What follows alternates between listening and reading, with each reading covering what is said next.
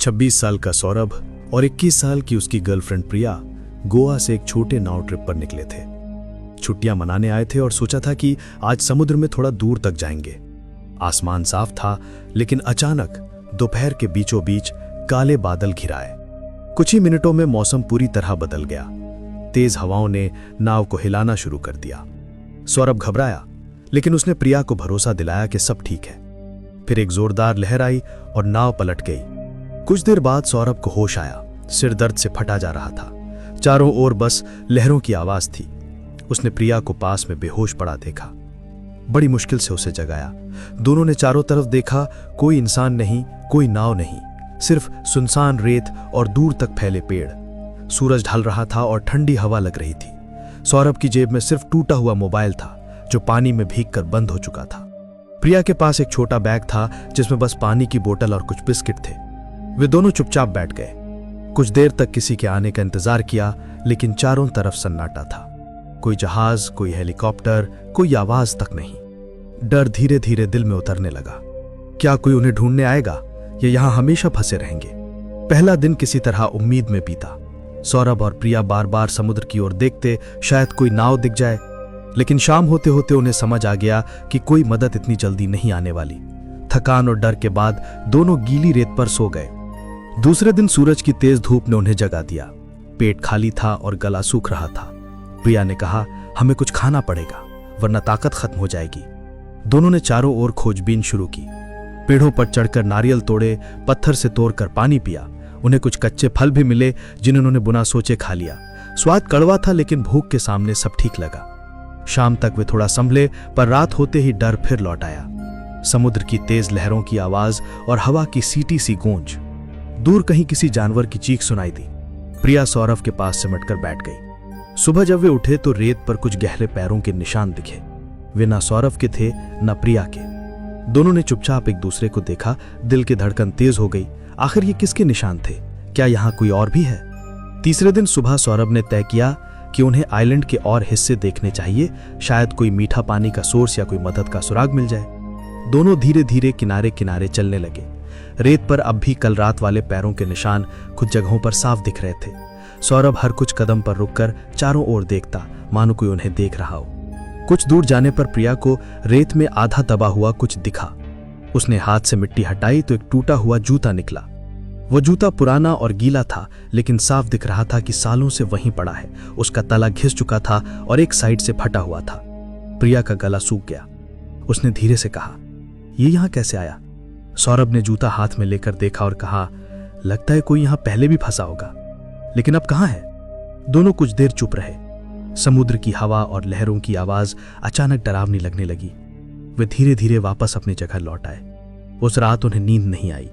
बार बार वही सवाल मन में घूमता रहा, क्या यहां कोई रहता था या वो मर चुका है? चौथे दिन तक उनके पास बिस्किट खत्म हो चुके थे और नारियल भी कम मिलने लगे थे। सौरभ कमजोर पड़ने लगा था।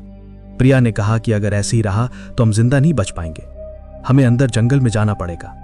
सौरभ पहले हिचकिचाया, लेकिन मजबूरी में मान गया।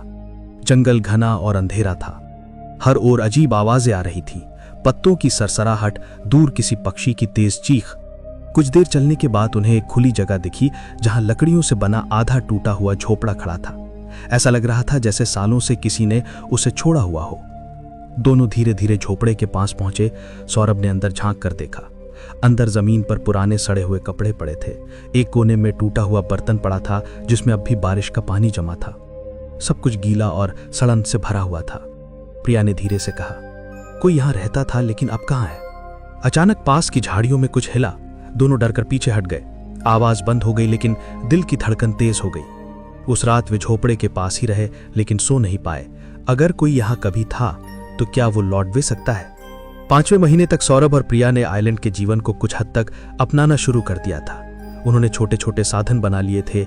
नारियल का पानी, कच्चे फल और बारिश का पानी जमा करने के लिए कुछ पुराने बर्तन। लेकिन लगातार बारिश और ठंड ने उनके शरीर को थका कर रख दिया था। एक दिन सौरभ का पैर एक छिपे हुए पत्थर पर फिसला। चोट इतनी गहरी थी कि वो सही से चल नहीं पा रहा था। प्रिया ने उसे सहारा देकर झोपड़े तक पहुंचाया, लेकिन रात होते होते सौरभ की तबीयत और बिगड़ गई। हल्का बुखार और दर्द ने उन्हें दोनों को डरा दिया। प्रिया ने खुद को संभालते हुए कहा कि हमें कुछ करना होगा, नहीं तो हम जिंदा नहीं बच पाएंगे।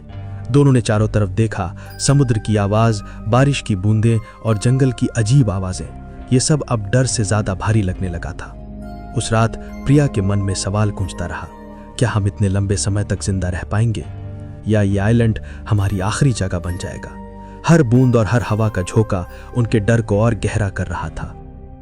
दिन बीतते गए और नारियल, फल और अन्य साधन धीरे धीरे खत्म होने लगे। सौरभ और प्रिया दोनों तनाव में थे। सौरभ हमेशा ये सोचता कि कैसे उन्हें सुरक्षित बाहर निकाला जाए, और प्रिया डर और भूख से परेशान हो गई थी। छोटे छोटे मुद्दों पर बहस होने लगी। सौरभ ने कहा कि हमें संयम रखना पड़ेगा, हिम्मत नहीं हारनी चाहिए। प्रिया रोते हुए बोली, शायद कोई हमें कभी ढूंढने नहीं आएगा, हम यहाँ हमेशा फंसे रहेंगे। उसकी आवाज में थकान और डर साफ झलक रहा था। तभी दिन के उजाले में समुद्र में कुछ हलचल दिखी। सौरभ ने दूर क्षितिज की ओर देखा और कहा, प्रिया देखो, शायद कोई नाव है। दोनों ने आंखें तरेर कर देखा। नाव दूर थी, बहुत दूर, लेकिन धीरे धीरे बढ़ रही थी। प्रिया ने हाथ हिलाए, चिल्लाई, लेकिन नाव अचानक मुड़ गई और एक अलग दिशा में चली गई। रात आते आते दोनों चुपचाप बैठ गए। दिलों में सवाल गूंज रहे थे। क्या नाव ने उन्हें देखा? क्या सचमुच कोई मदद के लिए आया था, या उनका सपना ही था? क्या ये मौका केवल एक भ्रम था, या आइलैंड ने उन्हें सच में फंसा कर रखा था? दूसरे दिन सूरज की हल्की रोशनी में सौरभ और प्रिया ने फिर से समुद्र की ओर देखा। दिल में थोड़ी उम्मीद थी कि शायद कल दिखी नाव वापस आए। सौरभ ने प्रिया को कहा कि आज अगर कोई नाव दिखी तो हम पूरी ताकत से मदद के लिए इशारे करेंगे। और तभी दूर क्षितिज पर हल्की सी हलचल दिखाई दी। सौरभ और प्रिया दोनों ने हाथों से जोर जोर से इशारे किए, चिल्लाए, लेकिन नाव धीरे धीरे मुड़ गई और दूसरी दिशा में चली गई। सौरभ का दिल टूट गया। प्रिया फपक कर रोने लगी। वो चाहती थी कि किसी ने उनकी मदद की कोशिश की हो, लेकिन अब उन्हें शक होने लगा कि शायद नाव ने उन्हें देखा ही नहीं। रात आते आते सौरभ किनारे पर बैठा रहा। लहरों की आवाज और ठंडी हवा उसे बेचैन कर रही थी।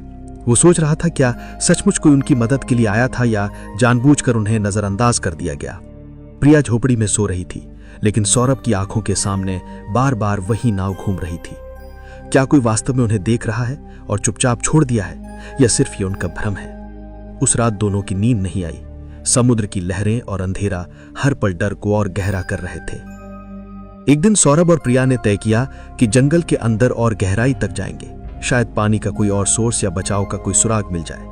पेड़ और झाड़ियां इतनी घनी थीं कि सूरज की रोशनी भी जमीन तक मुश्किल से पहुंच रही थी। सौरभ ने जैसे तैसे कदम बढ़ाए, तभी उसे कुछ चमकता हुआ दिखा।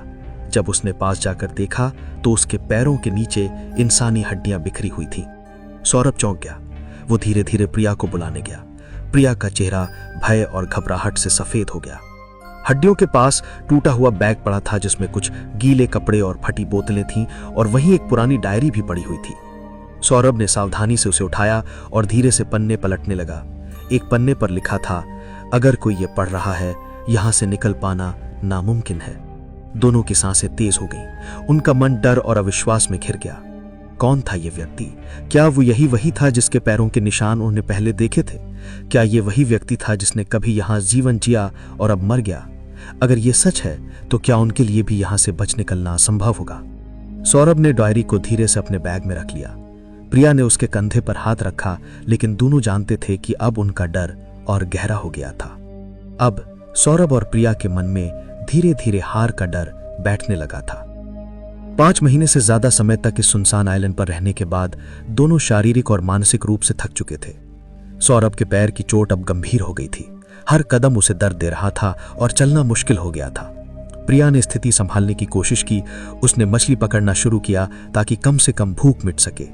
लेकिन जैसे जैसे दिन ढलता, समुद्र के पास हर हलचल उसे डराने लगी। कई बार उसने देखा कि पानी में अचानक कुछ हलचल होती, जैसे कोई उसके पास से गुजर रहा हो। उसने डरते हुए सौरभ को कहा, क्या कोई हमें देख रहा है, या ये सिर्फ हमारा भ्रम है? रात आते आते सौरभ और प्रिया दोनों चुपचाप झोपड़ी में बैठे। थकान, भूख और डर ने उनके मन पर भारी दबाव डाल दिया था। हर छोटी आवाज, हर हवा का झोंका, हर लहर की चोट उनके डर को और गहरा कर रही थी। सौरभ ने चुपचाप सोचा, अगर ऐसे ही चलता रहा तो क्या हम जिंदा बच पाएंगे, या ये आइलैंड हमारी आखिरी जगह बन जाएगा? क्या उनके चारों तरफ कोई सच में है, या अब उनका डर ही उनका शिकार बन रहा है? दिन गिनती के अनुसार ठीक 720वें दिन था। सौरभ और प्रिया अब लगभग 2 साल तक उस सुनसान आइलैंड पर फंसे हुए थे। सुबह की हल्की धूप में अचानक दूर से हेलीकॉप्टर की आवाज सुनाई दी। सौरभ और प्रिया दोनों की उम्मीदें अचानक जाग उठीं। प्रिया ने तुरंत पास रखी पुरानी सूखी लकड़ियों और नारियल के छिलकों से आग लगाई। धुआं धीरे धीरे ऊपर उठने लगा। सौरभ और प्रिया बार बार हाथ हिलाते रहे और जोर जोर से चिल्लाए। हेलीकॉप्टर ने धुएं की दिशा देखी और नीचे से नाव भेज दी गई। कुछ ही मिनटों में नाव किनारे पर आकर रुकी और उन्हें बाहर निकाला गया। सौरभ और प्रिया दोनों थकान और राहत के मिश्रित भाव में थे। वे आखिरकार सुरक्षित थे। समुद्र की लहरें अब डर नहीं बल्कि बचाव की याद दिला रही थीं। लेकिन सौरभ ने ध्यान से डायरी को अपने बैग में छिपा लिया। प्रिया ने देखा लेकिन वो कुछ नहीं बोली। उनके बीच एक अनकहा सा सस्पेंस रह गया। आखिर उस डायरी में ऐसा क्या लिखा था जिसे सौरभ ने बाकी दुनिया से छुपाया? क्या डायरी का रहस्य अब भी उनके साथ है? क्या उन्होंने सच में वो सब कुछ देखा और पढ़ा जो अब तक किसी को पता नहीं चला? सौरभ और प्रिया आखिरकार शहर लौट आए। पुलिस स्टेशन में उन्होंने पूरी घटना विस्तार से बताई। कैसे वे आइलैंड पर फंसे, भूख, डर, बारिश, नाव और रहस्यमय हड्डियां। अधिकारी उन्हें ध्यान से सुन रहे थे, लेकिन उनकी आंखों में हैरानी और शक भी था। तभी पुलिस ने एक चौंकाने वाला सच बताया कि जिस आइलैंड से तुम आए हो, वहां 10 साल पहले एक परिवार फंसा था। उनमें से सिर्फ एक आदमी जिंदा लौटा था, लेकिन उसने कभी नहीं बताया कि बाकी लोग कैसे मरे, और उसकी डायरी कभी नहीं मिली। सौरभ का चेहरा अचानक बदल गया। वो चुपचाप अपना बैग खोला और वही पुरानी डायरी समुद्र में फेंक दी। प्रिया ने देखा लेकिन कुछ पूछा नहीं। उनके बीच एक अनकहा सा सस्पेंस रह गया। सौरभ ने शायद वही सब पढ़ा था जो किसी को पता नहीं होना चाहिए था। उसने सच क्यों छिपाया? क्या वो जानता था कि आइलैंड पर होने वाली घटनाओं का रहस्य दुनिया के लिए बहुत खतरनाक या डरावना था?